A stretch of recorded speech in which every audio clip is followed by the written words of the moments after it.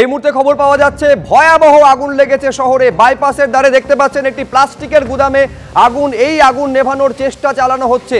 বাইপাসের ধারে প্রগতি ময়দান থানার এলাকার মধ্যে এই এলাকা পড়ে, যেখানে ভয়াবহ আগুন লেগেছে। বাস্ট হয়েছিল খুব জোরে।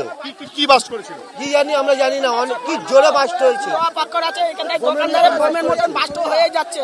এখানকার স্থানীয় লোকরা দেখে সব ঘর দিয়ে দমকলকে ফোন করছি, দমকল আসারই নাম করছে না। দমকল কি দেরিতে এসে পৌঁছেছে?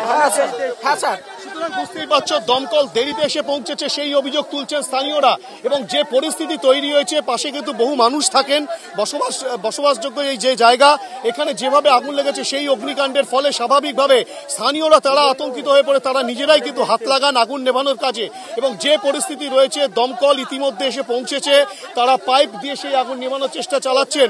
কিন্তু যে পরিস্থিতি প্রথমে তৈরি হয়েছিল, সেই পরিস্থিতিতে কিন্তু কোনো রকম ভাবে তারা সেই আগুন নিয়ন্ত্রণের জন্য স্থানীয় মানুষজন তারাই কিন্তু প্রথমে হাত লাগান। ক্যামেরা পার্সন অভিজিৎকে বলবো ছবিটা দেখাতে। একদিকে যখন দমকল আগুন নেভানোর চেষ্টা চালাচ্ছে, অপর দিকের ছবিটা বলবো যেখানে কিন্তু এখনো পর্যন্ত আগুন জ্বলছে।